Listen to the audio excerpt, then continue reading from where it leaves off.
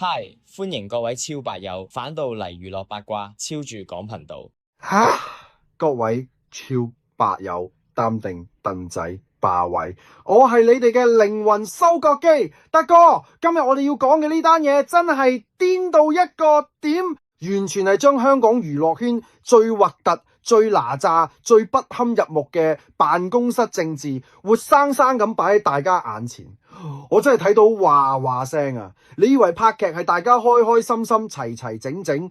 錯啊！裏面根本就係一個困獸鬥嘅阿鼻地獄，成班老 pat pat 恃老賣老，大支嘢到以為自己係皇帝老母。話說近日五姑娘喺節目度大爆料，將14年前嘅一單陳年舊怨翻出嚟。冇錯，就係當年有屋村港姐之稱嘅楊思琦喺片場俾人當成地底泥咁踩，俾一班所謂嘅前輩聯手欺凌。呢單嘢一出，成個網絡即刻炸開咗嘅，連登各大討論區嘅花生友全部出動，剝花生剝到一地都係，大家都在瘋狂尋找究竟邊個係當年帶頭恰思琪妹嘅真兇。點知呢個時候有個人好似驚死執輸咁，嗱臨跳出嚟割席，冇錯就係曼娜姐。佢接受訪問嗰陣，乾淨利落咁撇清關係，仲要指名道姓咁篤爆，話當年帶頭鬧人嘅一男一女，女嘅係雙天鵝，男嘅就係一個已經退出娛樂圈嘅年輕男藝員。哇！呢啲咪叫世界級助攻咯！網民一秒就估到嗰個男嘅絕對就係當年出晒名脾氣猛嘅陳建鋒啦。今日德哥就同大家剝開呢層虛偽嘅糖衣，睇下呢班所謂嘅演藝圈前輩究竟有幾小學雞，有幾撲街。好啦，我哋即刻將時間線推返去當年翻丁一族嘅拍攝現場，大家合埋眼幻想下個畫面。凌晨2、3點，成班人喺一個狹窄嘅會議室景入面拍緊群戲。燈光曬到應一應，氣氛已經好谷促。五姑娘話當時思琪妹已經係習慣性咁俾人當箭靶。大家記住，欺凌唔係一朝一夕嘅事，係溫水煮青蛙。一開始可能只係對手唔妥你，俾說話你聽。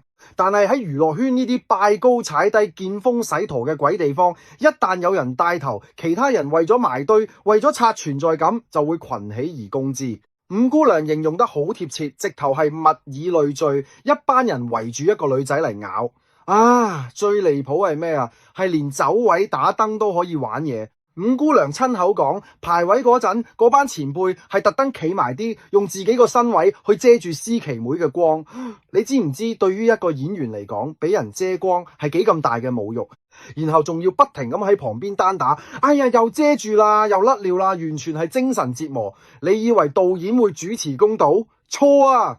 導演都係打工仔，見到班大支嘢喺度玩嘢，只可以當睇唔到，仲要配合埋一份話冇問題可以再改。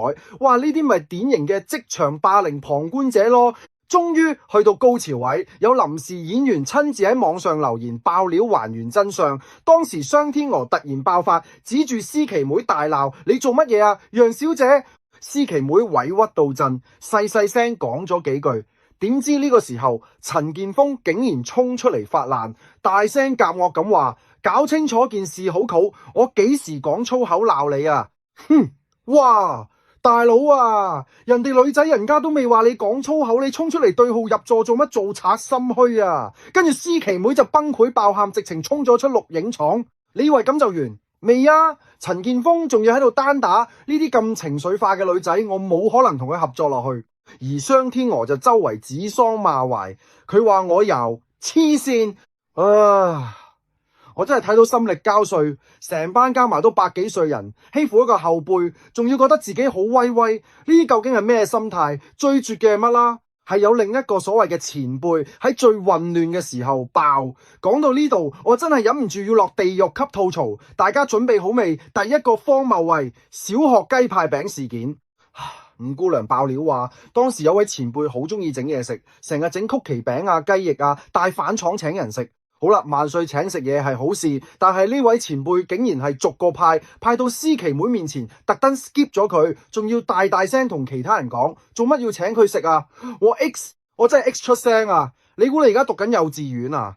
我唔同你玩啊！我啲堂唔請你食，大佬你哋係40、50歲嘅成年人，專業演員嚟㗎。為咗杯葛一個人，竟然用派曲奇餅呢啲咁低智嘅手段，我真係戥你覺得面紅啊！你估你啲曲奇係咩米芝蓮3星絕世美食啊？人哋食少你一塊會死啊！呢種手段完美咁展示咗呢班所謂前輩嘅內心有幾咁狹隘，有幾咁陰暗。如果你覺得派餅杯葛人呢招好小學雞嘅，即刻喺留言區打個1字。覺得呢班前輩好有型嘅，你打2字，等我睇下有幾多盲毛。第二個荒謬為拜神燒肉羅生門。講開食嘢，網民又翻炒另一單陳年舊事。話說當年拍無名天使 3D， 有傳佘詩曼萬歲請飲嘢，思琪妹行埋去想攞俾工作人員串，今次唔俾錢就唔好飲。然後拜神嗰陣，思琪妹又被影到打包燒豬腳翻屋企，從此就被冠上貪心小家嘅罪名。哼！今次思琪妹終於出嚟反擊，話當年根本唔係佢主動要打包，係有人叫佢攞，而且只係發生過一次，結果俾人講足一世，仲話有人屈佢，連隔離廠萬歲嘅嘢食都睺住佢，嬲到爆咁話，邊隻眼見到叫嗰個人出嚟認咗佢。好啦，我哋公道啲講，思琪妹本身個人係咪有啲 cam 係假？有網民講得好啱，佢有時真係唔識睇場合。你記唔記得佢試過喺節目度，人哋正正常常自我介紹，佢無啦啦唱咗半首好舊嘅兒歌，真係睇到人輕機。喺職場上，如果你份人太直太唔識做人，的確好容易成為被攻擊嘅目標。但係，就算佢個人再 cam 再唔識做人，係咪代表你哋就可以名正言順咁去欺凌佢？係咪代表你哋就可以用派小塊餅遮住佢啲光，成班人圍住佢嚟鬧呢啲拿詐手段去對付佢？絕對唔係，欺凌就係欺凌，冇任何藉口可以美化。仲有啊，講到拜神燒豬肉喎，有網民就講得好真實，拜神豬肉好閒啫，邊個唔攞？家燕姐都講過啦，拍劇啲幣擺咁耐都壞啦，有嘢食攞翻屋企好出奇咩？有網民仲爆料話，黃淑儀先最核突，開鏡拜神，親眼睇着佢鬧幕後唔俾人攞燒肉，叫人斬靚嘅俾佢自己，仲要一路等一路鬧。唉，所以話娛樂圈真係一個大型商標現場。你紅，你有地位，你攞成隻豬翻去都話你識食。你係下把位，你攞嚿豬骨都俾人唱足10年。仲有一句，你哋真係嘈，你唔好搞事啦，我趕着收工㗎。五姑娘話當時以為有前輩主持公道，點知原來只係自私精上身。呢個劇組真係咩奇葩都有。好啦，我哋嚟睇下網民嘅風向。今次網民嘅意見真係兩極化到一個點，直頭係網絡大混戰。有網民就企喺思琪妹嗰邊瘋狂聲討班老 pat pat，公司啲老 pat pat 專蝦新人靚妹，其實對答已經算得體，明顯忍住咗嘆氣。俾條廢物女咗咁多年，真係慘。希望你可以加油。人善被人蝦，呢班網民就覺得思琪妹當年孤軍作戰，俾成班流民欺負，真係好慘。加上佢最近因為前度李榮豪嘅家族風波，無啦啦俾人鬧咗15年，終於平反，大家對佢嘅同情分真係直線上升。但另一邊廂，亦有網民完全唔賣帳，覺得思琪妹自己攞嚟衰，佢當年都 cam 到爆，依家就個個吹奏，成班99，就算係真都好小事，有咩值得講一世？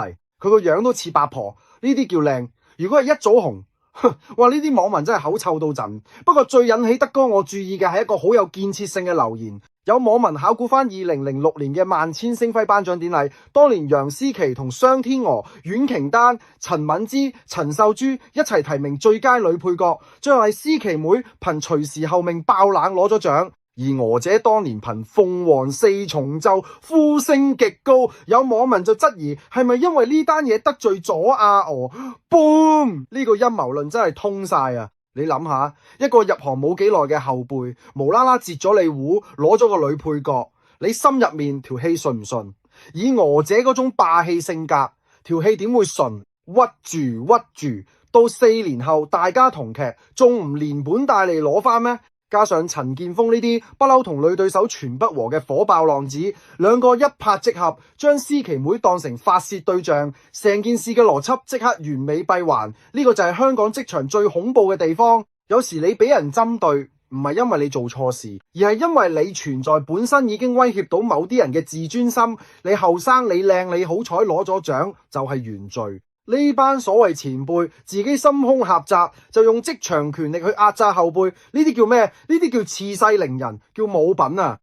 講咗咁耐，德哥我要嚟個極度主觀，完全冇任何客觀可言嘅終極點評。我理得你哋話我偏激，我今日就係要企喺度鬧爆呢班恃老賣老嘅演藝圈毒瘤。呢單嘢嘅炎上指數我俾足10把火，直接燒到上太空。點解？因為成件事將人性嘅醜惡展現得體無完膚。商天娥、陳建鋒，你哋當年可能覺得自己好威，覺得鬧喊個妹仔好有型，但係歷史係會撈底㗎，回力鏢遲早會飛翻去你哋塊面度。你哋用啲咩派餅、杯葛、遮光單打嘅拿詐招數，完全暴露咗你哋專業素養嘅缺失。